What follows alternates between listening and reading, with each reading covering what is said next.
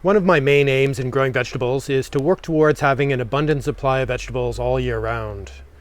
This is an easy thing to achieve in the summer and autumn when there is a wide range of different crops available to harvest, and often there is too much.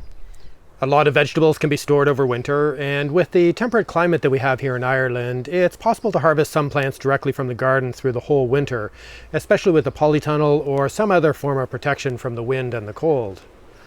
The polytunnel can also produce a lot of quick-growing salads and other crops in the spring before the summer crops grow in. But I've found that it is the late spring and into early summer where there can be the least amount to eat in the gardens. I have been getting better at filling this seasonal hunger gap, but this year has been a bit disappointing for a number of reasons.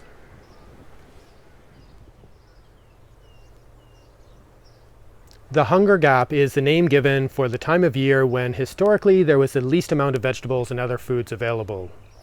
Most of the root vegetables, potatoes, onions, and squash that were stored over winter from the previous growing season tend to start to rot or sprout by April or May. Or at least any supplies that are still left probably won't last very long.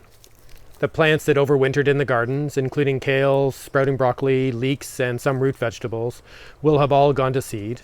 And most of the crops for this year's growing season will have just been planted and won't be producing much to eat until July or even later. This can leave very few vegetables to eat in May and June, with the hunger gap possibly extending into April and into July. This is where it really helps to rely on frozen, canned, dried, pickled, and other types of preserved food if we want to continue to eat local produce. And this is where polytunnels, greenhouses, and other forms of protected cropping can really be beneficial, because fast-growing cool season crops produce much earlier, providing fresh vegetables before the weather has warmed up enough outside for good growth. But unfortunately, this often competes with the other main uses for polytunnel space to grow the heat-loving summer crops. There are, of course, ways around all of this, but it takes a shift in priorities. Within the polytunnels, it means delaying planting some of the tomatoes, cucumbers, aubergine or eggplant, peppers, and other high-value crops, or planting fewer of them. This is something that I've done in the past, but this year I've been eager to get these high-value summer crops into the ground early and have decided to grow a lot of them. In one of the two large polytunnels, we grew a succession of fast-growing spring crops, which supplied a lot of excellent salads and root crops over a couple of months. But most of these crops were harvested and finished earlier in May, and apart from a few patches, this polytunnel has been mostly transitioned into the summer crops, with a lot of beans, melons, sweet corn, and cucumbers growing, as well as a trial of early courgettes or zucchini. There will be some courgettes and beans available to harvest in June, but not a lot, and it will be well into July before there is any substantial harvest again from this protected growing space. In the other large polytunnel, which was only put up late last year, we didn't grow any early crops this season, opting to wait to ensure to be able to remove any of the pernicious weeds that made it through the layers of cardboard underneath the compost. And I wanted to get the tomatoes, peppers, and aubergines into the ground early to really prioritize these crops. I could have intercropped these longer season summer plants into beds of carrots, lettuce, and other salad crops, which is something that I've done in the past, but I decided to avoid adding this additional complication this season to make things simpler and easier to manage. So I prioritized getting the summer crops into these main protected growing spaces earlier without any intercropping, which has left us with very little to harvest from these two large polytunnels for June and possibly into July. Things are better in the smaller, more established polytunnel, where the key summer crops only occupy the two long beds in the middle of the space, leaving the two side beds for other crops. This is partially because the lower slope sides of this polytunnel are not really suitable for the taller and more vigorous summer crops, but I'm also trying to grow a more diverse range of vegetables all year round in this space. One side bed is full of early potatoes, which will continue to produce until the end of June, and the other side bed has some crops that will produce during the hunger gap and into the summer. But this is only a small portion of the total amount of covered polytunnel space available, and we were hoping to rely on the early crops in the outside gardens that we have provided temporary covers so that they will grow faster. We have already harvested a reasonable amount from these outside gardens, at least where we have dedicated space for these fast-growing spring crops, but this has been limited. Most of this outside space is focused on growing the main summer and autumn crops, and we didn't get in very many overwintering and early sown plants such as broad beans or fava beans, carrots or peas. And this has been exacerbated by a failure to keep up with some of the preparations and sowings in the busy spring, where we have been a bit delayed in getting some of the crops in. Unfortunately, some of the garden space is bare at a time of year when there could be a lot of good growth. The weather has been okay so far this season, with enough rainfall and reasonable warmth for decent growth outside. There had been some really sunny periods earlier in May, but still cool and windy enough to prevent a real buildup of warmth outside. But this sun made things quite hot in the polytunnels, which caused a fair amount of stress to a lot of the cool season crops that were still there, causing some of them to bolt or go to seed earlier, which cuts short the harvest period. But there also has been consistently more wind in the spring, which has been causing issues for the crops outside, and we've had extended the amount of beds that are under cover of some kind to protect them from the wind. This does help with the growth, but it makes managing the gardens more time-consuming, making it harder to weed, harvest, and care for the plants, and to keep an eye on them. The more time we spend covering and uncovering plants and trying to harden them off in between, the less time we have for other tasks in the gardens. If the weather had been calmer, I think we would have been better at keeping up with the sowings and other work, and if the plants hadn't been covered so much, I think we would have noticed some of the pest issues earlier. The flea beetle has definitely been more of a problem this season, and we didn't keep up with the planned controlled measures. These tiny beetles love to eat the young leaves of the brassica crops, filling the leaves of radishes, turnip, pak choi, rocket, and other spicy greens with tiny holes. There was quite a bit of damage this season, enough to slow down the growth of the plants, and in many cases cause us to abandon the crop entirely. While the rocket or arugula and other spicy leaves can still be eaten with all of these holes in them, they're not very appetizing and often not as tasty.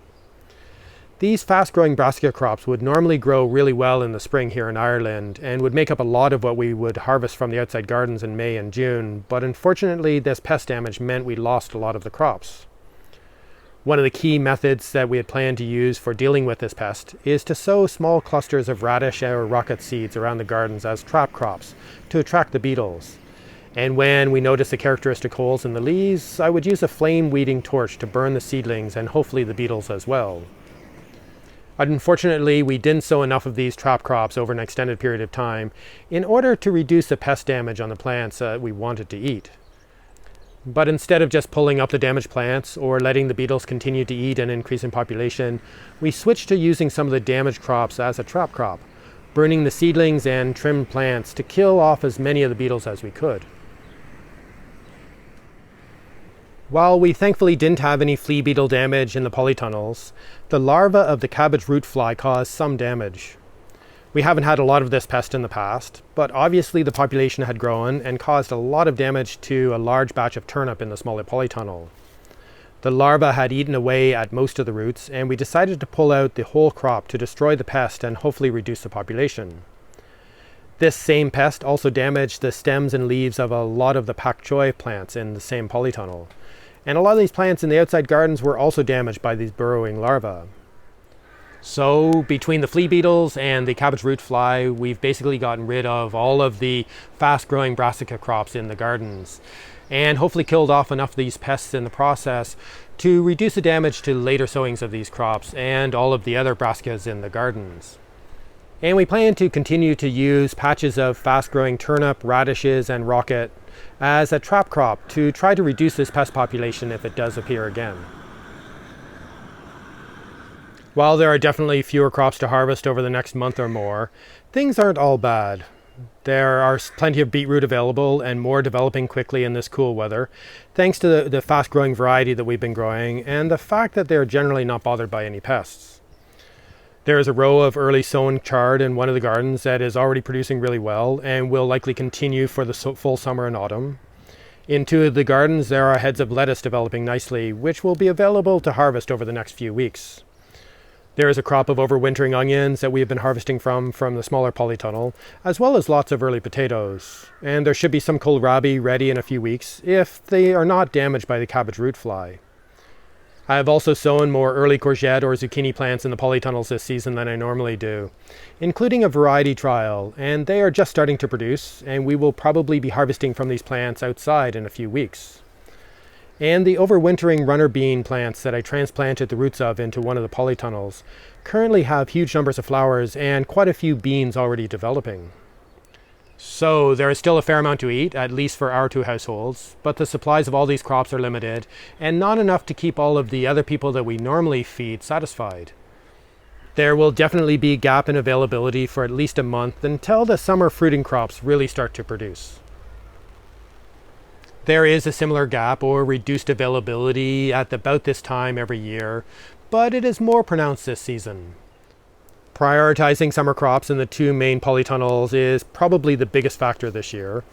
The planting plans in the outside gardens being more focused on the summer and autumn production is also part of it, and we have not been keeping up with some of the sowings, which would have helped fill some of the gap. The weather is always a factor and always easy to blame, though in this case I think it's only a minor issue. But it was the pest damage to the brassica crops and our heavy reliance on these crops in the spring and early summer that has made the reduced harvest at this time of year significantly worse. One of the key things that I want to do next year is to diversify the range of crops that can be used to help fill the hunger gap, to reduce the possible pest damage, as well as having a broader range of things to eat. This would include shifting the priorities in parts of the outside gardens to include overwintering broad or fava beans, some early peas and carrots, and other non-brassica crops that can be grown so that they can be harvested in May and June. And microgreens could definitely be used to help fill this gap, or at least supplement what is available. Though with a lot of focus on expanding the growing spaces and other spring tasks, I haven't been growing a lot of microgreens lately. With the two large polytunnels, there is now plenty of space to extend the sowing of the usual spring crops into the start of the summer. And I'm interested in seeing how many other crops can be overwintered or sown early enough in the polytunnels to fill this hunger gap. A shift in priorities like this would of course mean delaying this planting of the summer crops, or at least a greater focus on intercropping, and would likely lead to delayed and reduced harvests of these valuable crops. But I'm hoping that this will not be so necessary, as I'm also planning to expand the outside growing areas for next year. This would include 4 long beds between the two larger polytunnels that would be dedicated to succession cropping of fast-growing or quick rotation crops throughout the year. With a bit of protection in the spring and decent pest control, these outside beds should be able to supply a range of salad greens, lettuces, and fast-growing roots throughout the year, rather than taking up valuable space in the polytunnel. And it will also reduce the pressure on the family scale gardens, which at the moment provide the only space to grow lettuces and other greens in the summer. And I'm also planning a trial of a variety of different no-dig methods on a 100 square meter section beside the polytunnels, which will hopefully be available for planting in the autumn. This new space will enable a lot more production of some crops outside, giving more options for things that will be available to harvest in the lean periods of the year, including during the hunger gap. All of this is about balancing the priorities in the different spaces and gardens that we manage, to find a balance between conducting useful and interesting trials and explorations, and providing fresh local vegetables to feed people in my community. In ways, it is easier to do this in Ireland with our more temperate climate, but it does take prioritizing different crops as well as additional work, materials, and attention in order to be able to supply fresh local vegetables all year round.